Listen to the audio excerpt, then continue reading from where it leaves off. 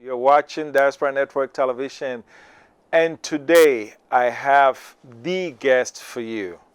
It's a subject matter that's sweeping the world, and I have someone to give us the real gist about it. And he only goes by one name, and that name is Winter.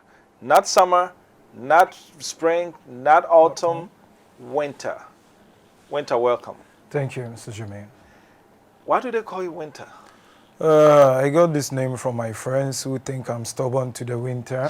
Weather in China, where those days when there is winter, I don't wear enough jacket, and they are like, you are like the winter weather. So that's how the name got stuck in me. So how long were you in China? I live in China 16 years. 16 counting, years. Yeah. Okay, starting from where? Starting from Hong Kong, that was 2003, and from Hong Kong I was working with an Arabic company from Tunis. It's Chimay Group. It's an investment company. We were working in Hong Kong in Tsim Sha Tsui, and later we moved in 2014. We moved to China, where that's the opening of the Guangzhou Baiyun Airport. So we left Hong Kong to Guangzhou to set up the company in Guangzhou. So that's how I got to Guangzhou. Okay, and so that's you got the so you know Hong Kong more than you know China? No, I know China more than I know Hong Kong. Really? Yeah, because Hong Kong is a small place. It's not big. It's like coming from the Hong Kong is not. It's like Medina to Accra, Central. Oh, okay. That's how big Hong Kong is. It's really? Hong Kong is a very small. It's very, but it's very beautiful city. And I know it's that's also why very it has the densely. title of the neatest country in the world, and they have the solid flight, that's Cathay Pacific, so it attracts more people, and they have the infrastructure, very clean city. Very clean city. Okay, so what don't we know about China? China has been in the news lately. Yeah. Tell us, what don't we know about China? I don't know where you want me to take this conversation. Is it from the political side or social side, you know? I mean, from a context of what's been happening these... Okay, I'll address it one after the other. I think politically, what we don't know about China is about the openness of Chinese to the world. You understand me? Chinese, their system is a little bit in a vacuum. Not a little bit. They are more in a vacuum. Let me give you an example. Let's take Westminster as an example, the UK Parliament, when they are having their discussions about how to move, even the system in the UK, not the foreign policy, is open to the world. You can go online and you see Westminster, the Prime Minister and the Labour Party giving to each other deeply, where you can have access to watch it on the social media, right? Let's go to the United States. The Congress, the Senate. Even when they are impeaching the president, it's open to the entire world. Have you ever seen one of China? No. When President Xi Jinping came, he had this exercise called the fox hunting, where he went after people who looted money from China and went to Bahamas, Argentina, who left China to so many destinations. He went and brought them back. When they came back, what happened to those people? Nobody knows. This is what we don't know about Chinese. Okay. So they're a closed society. But but why is that a problem? That's their country. They can choose to do whatever they want. Yeah, it's good. As much as US belong to the American people, they can also choose to do what they want. But they are in America and trying to protect people in Africa. Okay. That's one good thing about the world. Okay. We are in this world to be one, you know, to take care of each other. Some will say Russia is also a closed society, but they're not in the news as China is. No problem. They are the same family. Okay. Didn't you hear Russian, how do you call them, the activists in Russia complaining about the system in Russia? Yeah. Okay. So let's fast forward to what's been happening. Yep. Victimization of, is this just now happening, or does it have a history to it? Yeah, I think this African victimization didn't start from COVID-19 on the issue. You know, I've lived in China throughout my life, although I've told so many places in China because of the nature of our business. But this issue of Africans and Chinese in Guangzhou is not matter of today. It has been happening for too long.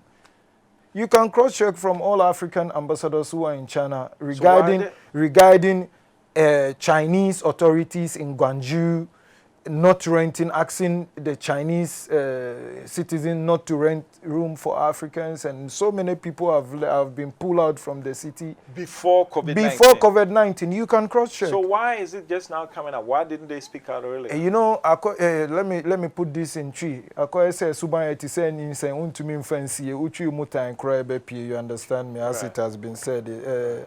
Attitude is like a pregnancy, you cannot hide it. Because as months and months comes, the pregnancy grow. Look, this COVID-19 is a huge situation that every country need to protect its citizens and also people who are not your citizens. As long as you find them within your jurisdiction, it's your obligation to make sure those people are safe. So now, why in this pandemic, where this thing is spreading, you ask people to leave their house? Does it make sense? Yeah. Now, you see, that's a good angle. Here, the whole world is more fixated on staying at home, don't go out. Don't go out. But in China, you're kicking people out. Instead. Did you watch the videos that have popped out? Our people slept on the street, and they are comfortably sleeping in their houses. This is what will never happen in the Western world. Do you think Germany or France or in the UK, this thing will happen? Okay, so take me back. You said this thing has been happening before COVID-19 came. Yeah. You have examples? A lot. Okay. You see, when we in Guangzhou, let me put it this way. In Chinese law, as soon as you arrive in Chinese, you have 24 hours to report yourself to the police. Why? Yeah, that's their law. Okay. Yeah, you can check it from their entering and exit website. That's the Chinese law. As soon as you enter China, you have 24 hours to report yourself to the police. Police, okay. If you don't do that, you are subject to penalty. There's huge money. You can be even deported on that. But when our people get in, you know, this is the world. Some have money to go to hotel, and some not that they don't have money because you have a brother and that you think, oh, it's safe for me to live with him in his house, because most of our traders just live in China, not long than a month. Okay. Alongside the visa that they give to our people is not more than a month, 2 weeks. So somebody will feel like, oh, let me live with my agent. That's where I can get, you know, African food. We will cook in the house, because if they should live in the hotel, some cannot eat the Chinese food. Right. So why don't they report within 24 hours? When you take, that's where I'm coming. When you take your visitor to the police, even you that you rented the house, they don't do the police report to you. Come again. Yes. So you come to me, I live in China. Yeah. And you come to me, you come to stay with me. And I know that within 24 hours, I have to take you to go report yourself to the police. When I do that, what happens? Look, they're supposed to give you the report so that you can move freely, so they don't go against the law. But they don't do it. Who doesn't do it? The Chinese police. They don't give the police report. So the law says when you arrive, you have 24 hours to report to the police so that you get a police report to be able to move around. That's right. But when you do report within the 24 hours... They don't do the police report. We face this issue for so many years. Yeah, they don't do the police report for you. Even if you are looking for that report to do your resident, you can cross-check from our people who are residents in Guangzhou. It has been a big problem among the Africans. What's the reason they don't give you the police report? I don't know. That's why I'm telling you, these Chinese, we need to examine them well and the way we deal with them. You understand me? There are so many things that our leaders don't know that is happening in China. They don't respect our diplomatic relation with them. The part of the diplomatic relation they respect is the money, the monetary aspect. They bring in their money, they sign a deal, they make a profit, they leave. Okay, so you're saying that our diplomats, Ghana, Kenya, Nigeria, our diplomats there, when they take matters to them, are you saying they don't take it seriously? I mean, I know you're also an international man. You can cross-check from our... Do you know what brought about African embassies during this pandemic for them to come together and write to the Chinese authority? Do they have to do that? Well, maybe they wanted to, come together and say we are one, so we're all speaking with the same voice. Why not Chinese authority tell the diplomat, look, this is the exercise we're going to do. Okay. Right? In Guangzhou, I'm talking specifically in Guangzhou. In Guangzhou, that's where all Africans are home. That's where you see all the African, the communities, the Ghana community, Nigeria community, Mali community, Guinea, Kenya, Uganda. That's where everybody is home. Why don't you report to the diplomats that, okay, first we want to, I heard in the video of the Nigeria consular and the Guangzhou authorities during those videos, I don't know if you came across that video. That. He was asking him, they reported to them that they want to do 14 days quarantine, mandatory. Who reported to whom? The Chinese authority, to the embassies, that they want to do 14 days. That one, they wrote to them officially. Okay. They agree, fair, they are going to do it. And that 14 days is over. That's what brought all these issues. So when it's over, what happened? And they went, that's where they started driving people out of their house to another quarantine. So, Jamie, does it make sense? You quarantine somebody for 14 days and it's negative. And you come again, pull him out of his house. What kind of quarantine is that? Okay. So, in practice, in life, if I cheat, if you get me used to cheating you, I slap you, don't slap me back. I slap you, don't slap me back. I feel like, hey, you like it. You like being slapped. So if this thing has been going on for a long time and Africans haven't done anything about it, maybe the Chinese are used to. They are used to. But you've seen the videos, and this video, that during a pandemic, this is a pandemic that have shaken the world, politically, economically, socially, and this is what nobody have ever seen in his life, including our so-called scientists and virologists who understand how this thing. Nobody, including our doctors, nobody understand this kind of virus.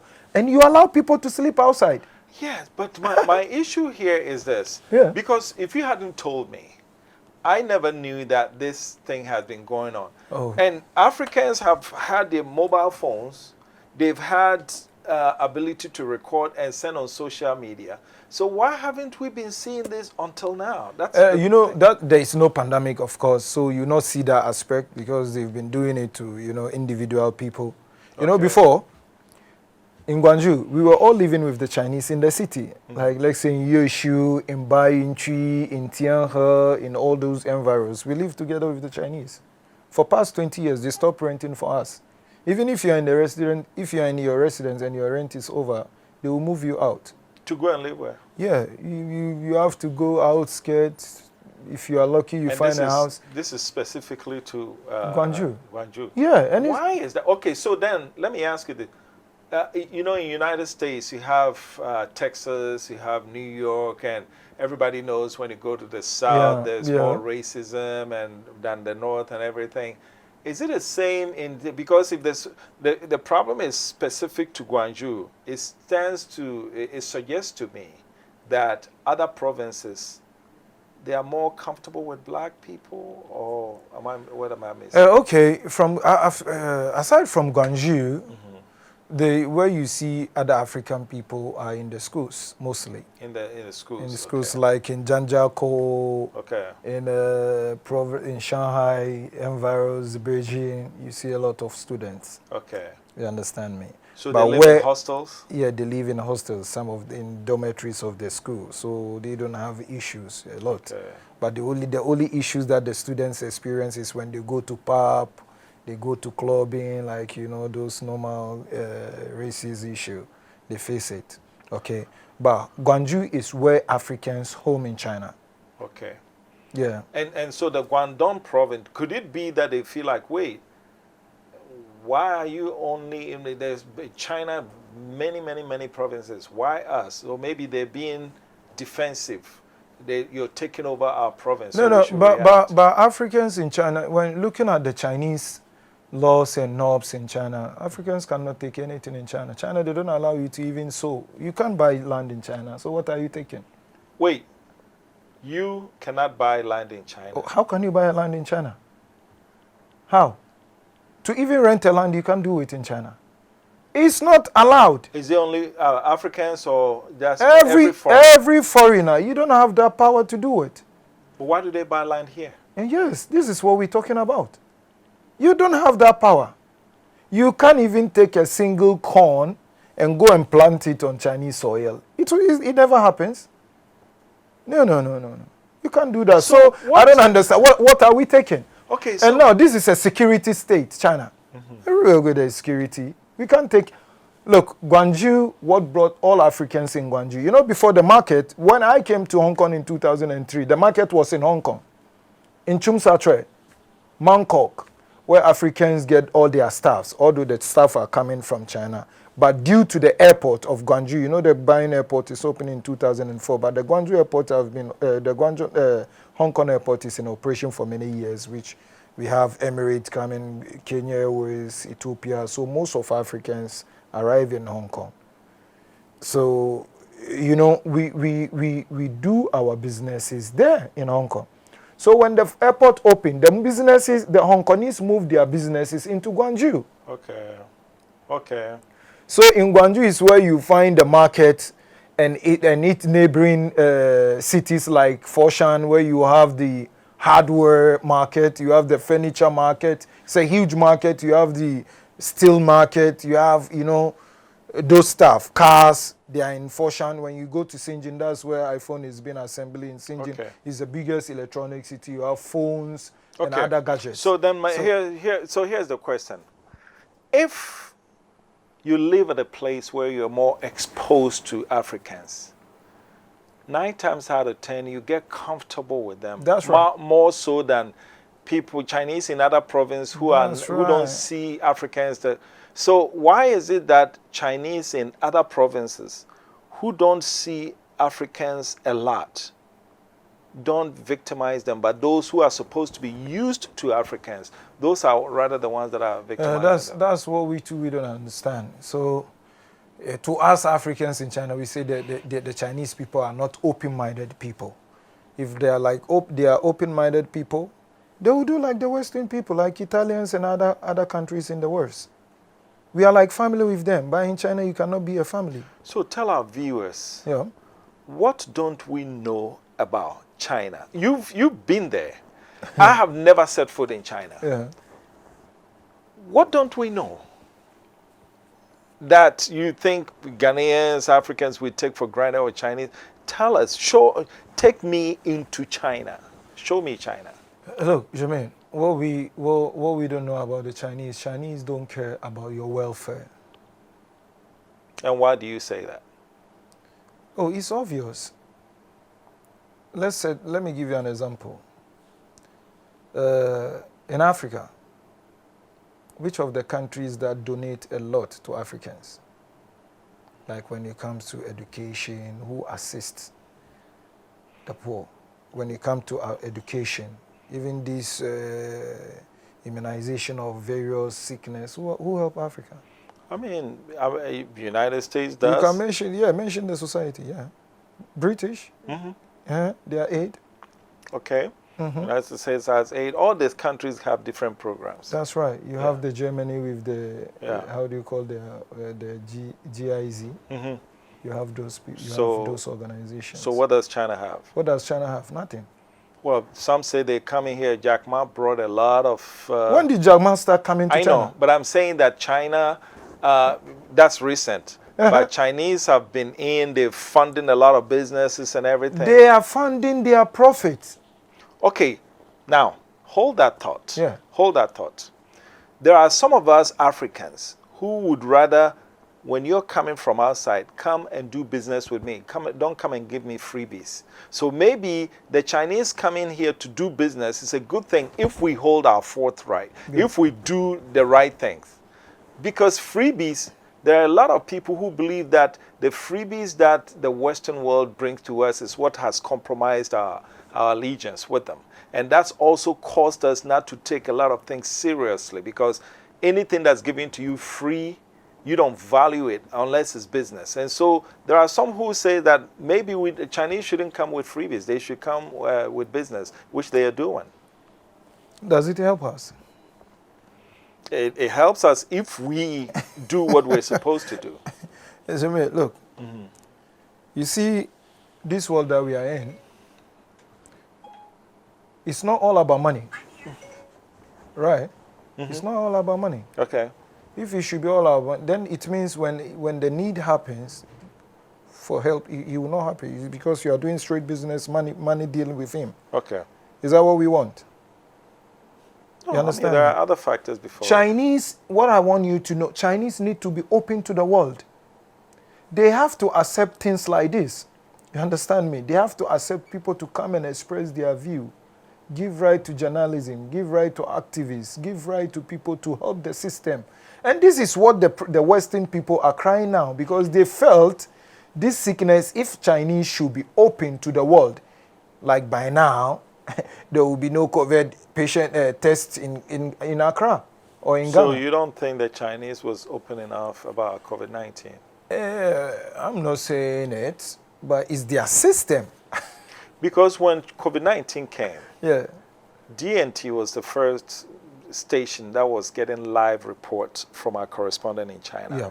And the unanimous consent was that China was doing great at the time. Our reporter told us they're taking good care of us. In fact, there was a question of NDC who wanted us to bring our boys home, and we interviewed, I guess. They said, no, we're fine here. So on that part, they did good. What happened for them to turn like that? What is happening is, the pressure was on them from left, right, especially the United States. They were hitting at them. So my thought, that's my thought, my personal thought, is like they want to do something different so that the pressure, will not be based on them, and they also want to find a scapegoat to say, oh, this thing is not just the Chinese. That's why they keep insisting that no. You remember the diploma, a whole diploma said the virus came from the United States.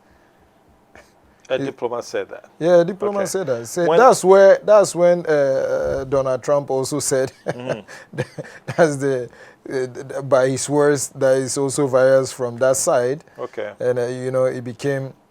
So if somebody would think like this virus is coming from United States, then it's easy for them to think it's also coming from Africa. And that's why we are subject to those inhumane... If someone comes to my house, yeah, I can sit him down, give him a drink. Hey, you can comment, my walls are dirty. I can give them that freedom, right? Maybe the same person comes to your house. He can barely sit down. If he touch anything, don't touch that. But you know what? You have the right because this is your house. yeah. And I have the right, it's because my house, right? So why is that a problem? Jamin, it's only when the person is misbehaving in your house that you can pull him out. Okay. But what's Africans doing in Guangzhou? No, I was addressing about being closed, the society being closed. That's what I mean, because we cannot expect every country to be as open as the United States or something. So being closed is one thing. I'm trying to get you to connect the dot between how they are a closed society and how is that translating into the maltreatment of Africans. What happened? They said a Nigerian have beaten a nurse. Okay. Right? Have you seen the video? No, I have not. So what's the justification? So it means it's just the Nigerian guy who have beaten the nurse. That's what sparked them to bring Africans out of their house. Okay. Right? They did not and release... now, they did not release any video for us to see what happened, what transpired. But I'm sure the Nigerian will not just like that go and beat the nurse. Maybe they use a word. Okay, so that's speculation, but what we know for a fact is that DNT, we pushed to see that video because we know in China everything closed circuit television. Yeah. But what we were told is that if they release that video into the public, the Chinese people will treat the Africans worse. Why is that not true?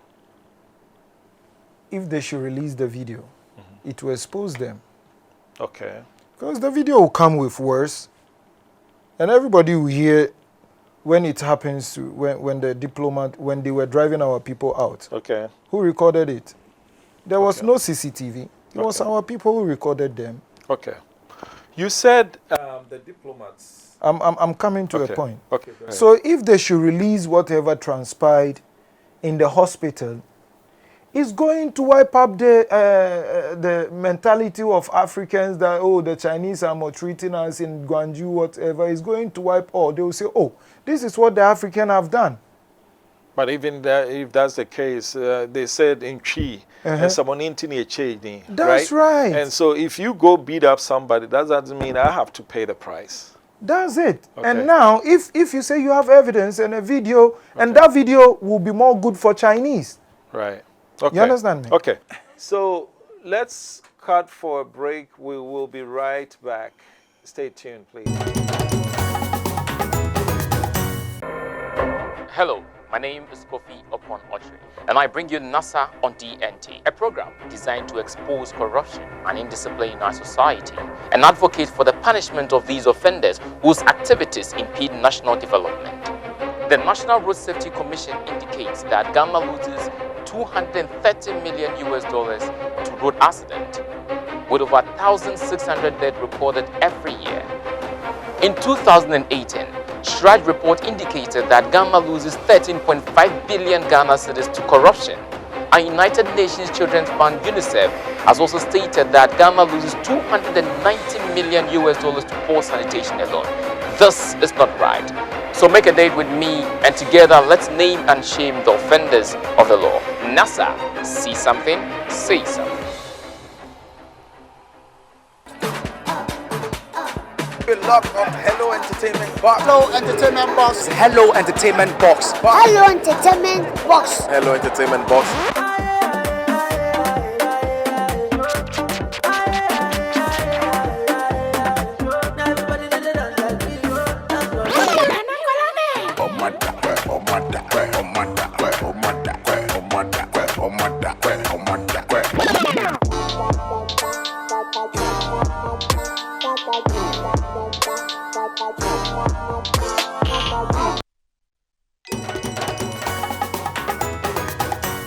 Hello and welcome back. We're involved in a very, very interesting conversation with Winter about China. Winter, you said outside of Guangzhou, most of the Africans are students in student hostel. Are you telling me that I cannot go to a remote province and find an African who's a nurse or a doctor or involved in other disciplines? The Chinese don't employ anybody. They don't employ? No, anybody. they don't employ anybody. They don't employ if you see somebody working in a hospital, maybe he's doing his service, a student doing service in a hospital. I cannot, as a nurse, go to China and work to get paid. No, unless they employ you from your country. It's for a special reason. It's not done in China. Their laws are not like that. So you're telling me that Africans in China are mostly traders or students? Traders or students, yeah. If you had to put a number to, what percentage would you give? Oh, the traders are 90%. And then the remaining 10? Yeah, students. Wow. So when you should see, when to see somebody working in a company, maybe they came from this multi. I mean 90-10, so I'm sure you would leave about 2 or 3% for other things. Oh, for other things. So let's say 8% students.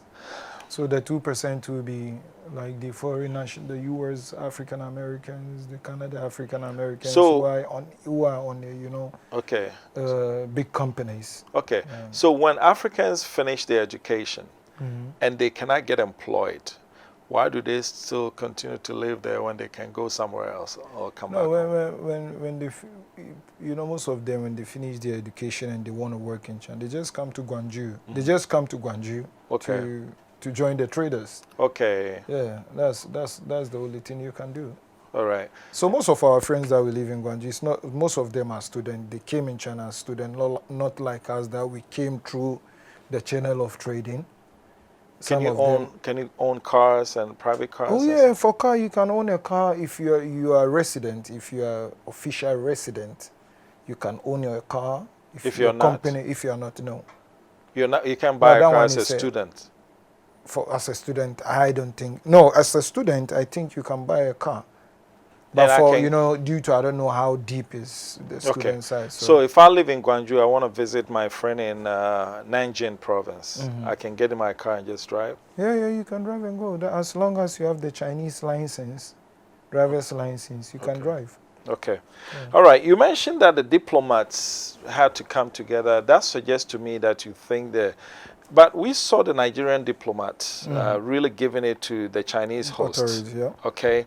He was hot, and the guy was responding. That doesn't sound to me like people who don't take a diplomat seriously.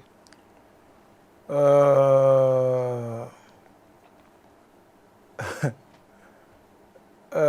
thing I wanna tell you, we have so many reports to our, in China, when foreigners have an issue like African, I'm African, so let me talk based on Africans. When you go to the police, they don't respond to your report. Why? Yeah, there is no reason. There is a saying by the Chinese people, know why. No. Why? What does that mean? There is no reason. Oh, there's no. That's the common word. You ask anybody in Guangzhou, they will tell you. When you ask why, they will tell you no why. Oh, really? Yes. So if you don't understand something and you say why? Yeah, no why. No why, W-H-Y. No why. Yeah, this is a common word that anybody who knows China, especially Guangzhou. So my thing is, I spend quite a lot of time in America. Yeah. If blacks were being abused, I'll come here and when I see, I'll start my own campaign here in Ghana. Good. So when you see an American, the way they treat us over there, no, don't give them any. Why haven't Africans done that in Africa? Yeah, I think some of us have done that here through the Traders Union to stop the Chinese from hawking into our market. That raises a lot of questions those days when the Traders Union went after them to stop them from doing petty trade, because that's what they did to us in Guangzhou. They drive us out of our shops. Okay. And they move us from the cities. Our houses. I lost my 2 houses, one for my customer, one in Chensi Hawaiian Garden, and the other one in Wonderland. Due to this police report issue. What happened? They don't do the police report. When you go, the slogan is no why. Wait. And this thing look, when I leave your studio, you can call other person who have lived in Guangzhou for many years and ask him this same thing, he will tell you. Interesting. Yeah. And so then, okay, now, what I'm about to say, I don't want to come across as harming anybody because physical violence, D&T does not stand for that. But I'm saying that, why is it that they can do that there, but then when they come here, we give them the red carpet? The issue is, our laws. We have a humanity laws. Our laws is more of humanity. We give room for everybody to improve. That's why you see that here we give them so much opportunity. And due to the laws, we cannot go against our laws. That's how I see the whole thing. So we have more humanity laws than them. In other words, we're open. We are open. And because we're open to everybody, we have to also be open to the Chinese. Yes, to the Chinese. That's why you see we welcome them. The only thing is we don't want them to go to our resource, treasury site like the Galamsey, to go and be spoiling water. If you want to do it well, go through the necessary, build your company nicely. But even in China, you can't do that. You can't mine. Foreigner cannot mine in China. You cannot mine the land. No, You cannot no, farm no, the you land. cannot farm the land. You can't do it. Okay, so But that's their loss. Again, so we give them that benefit of the doubt. That's their loss. now, if the president appointed you ambassador to China, Ghana's ambassador to China, what would you do differently? What I'll do differently, I'll make sure diplomat is about bilateral. You understand me? That's why we call it a diplomatic. Why the opportunities I give you here is what you have to give me back. Right? Yeah.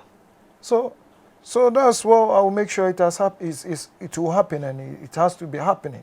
So that will have to start from the foreign ministry. That's Because yeah. as an ambassador, you'd be working on. So if we should give you opportunity to venture into even our resource, our gold, our whatever, and our people there cannot do the same, it calls for too much alarm. It's interesting you mentioned bilateral because really that should be the spirit of business. Good. So why do you think the Chinese, the African ambassadors in China, they got together and wrote a letter to them when the Africans were being victimized? Why haven't they sent message back home, say, wait, this is what the Chinese are doing. I think we're giving them too much. No, they don't have to do that. They have to face it. They are representing the government, the Ghanaian. No, but I'm saying that why can't they inform their countries through the foreign ministry that, look, the treatment that our people are receiving here is not good at all, and that we should look at maybe the bilateral nature of how we treat each other with the Chinese? I think the Nigerians are doing, when it comes to that aspect, the Nigerians are doing good. And the South What African. are they doing differently that we're not? But you saw what happened on the No, video. I'm not worried. I'm not talking about burning people's business down or beating people. Yeah. I'm saying that on a business-to-business standpoint, if I come to you and I cannot farm in your land, when you come here, you cannot farm in my land. It's that simple. Very simple. That's what we have to do. Okay. Because if you don't do that, it means the Chinese can take over this country within a short time. Right. Okay. Now, I think I mentioned, but our attitudes different from province to province. Yeah. You've traveled China. What you see in Guangzhou, do you also see in other No, provinces? like Shanghai is more of discipline. Beijing is also good. You know, they are very calm people. You know, they are more advanced than the Guangdong people. Okay. So I think in Shanghai is super. But that's okay. where you see all these Western. They want to live in Shanghai more than Beijing. Okay. Because the people are more open, they are more advanced. But is the Chinese system a federal system? Because it seems it's not a federal. Yeah, but how can the government in Shanghai or whatever that province is have different policies from what the Guangdong authorities have? Again, that's why I told you, this is a vacuum system. Okay. You cannot understand the way they operate. We are in China. Assuming when US want to pass a law that will affect everybody. Okay. Example, what just the US president, Donald Trump, just did recently about the immigrant law. He said it, he voiced it out, and he said it by himself, and it was aired across the world through all this media, right? All right. But when Chinese are passing any law, you'll be there, you not even know.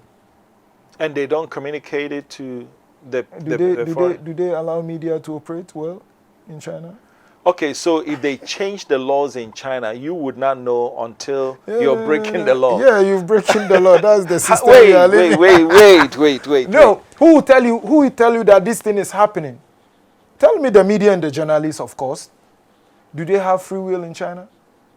So if they pass most of law, our laws here that the foreigners know, and they don't go against it, or they comply with our laws, it's through the media. Okay, maybe they have a system of disseminating the new laws. That's to the Chinese people. Is it a language issue? It's never a language issue. We have Chinese. I speak Chinese.